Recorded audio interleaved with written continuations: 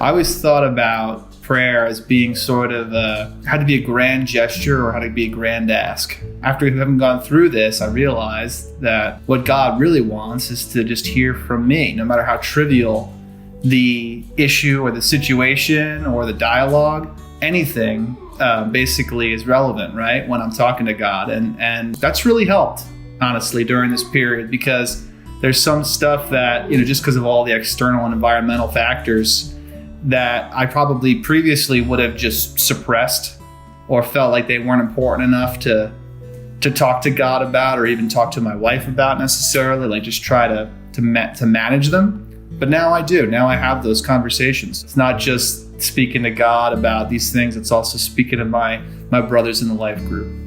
So for me, it's been uplifting overall, but I wouldn't say it started out that way. I struggled a lot in the beginning because I feel like the first week was dedicated to all these verses that they all said, if you ask God, he'll provide for you. And I really struggled with that because these have been a tough couple of months for many reasons, for the pandemic, and there's just been a lot going on personally as well. So I feel like I read these and I'd say, okay, I get it, I think. I mean, it seems like if I just ask God, he'll provide for me, but I don't feel like he has. There were times where I almost felt like I was getting frustrated with God because I'm like, well, you're saying all these things, but you're not answering my prayers. And I think that's when I started to realize my perspective was kind of all about what I thought I wanted and what I needed. And it wasn't always what I really needed. And I think the verse that really stuck with me a lot was the one that says, delight yourself in the Lord and he'll give you the desires of your heart. And I remember I used to read that. I'm like, oh, great. Like, he's going to give me just what I want. And I realized that I was reading it all wrong. And it was really Karl who told me this one night when I was just really frustrated. And I was like, I just don't get it. Like, I feel like I've been trying, I've been asking, like, I've been wanting so many different things to happen, and it's just not happening. And he's like, well, I think you're looking at it wrong. Like, you're ignoring the first part of it, which is delight yourself in the Lord. When I had kind of approached my prayers before, it was all about, I'd say thanks, but then I'd quickly go into like, okay, here's the things that I want. There was, I guess, a breakthrough where I realized, okay, I have to trust that God has a plan. He will provide. It might not feel like he's answering what I want today, but he's giving me what I need to get through today, and he will tomorrow too. There was a shift from asking for what I wanted to kind of pausing and thinking through kind of what it is I really needed. So what I tried to then focus in my prayer was more trying to be grateful and express my gratitude.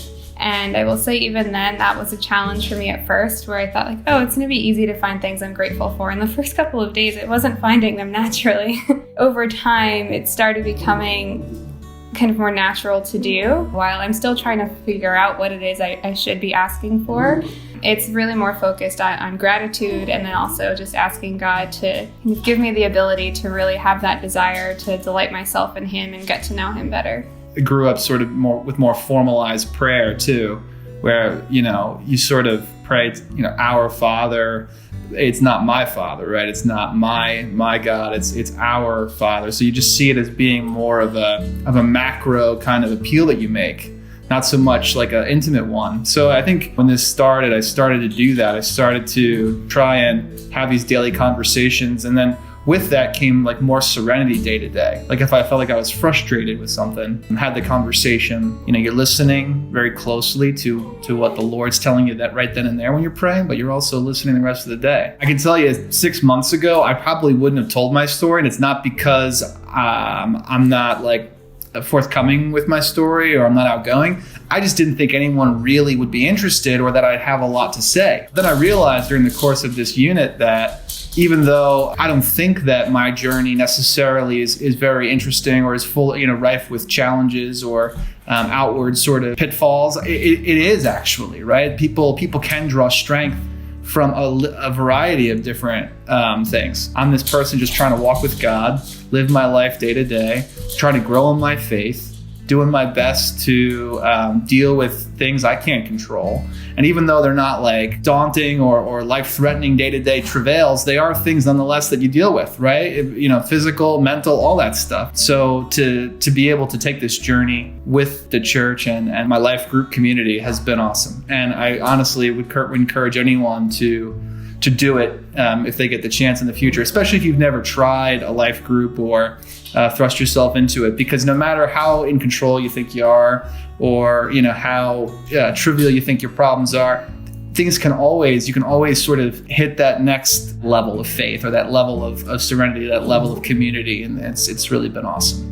And I will say that if it's possible for me to feel kind of peace and comfort in what tomorrow holds, and also that God has a plan, I think it's possible for anybody.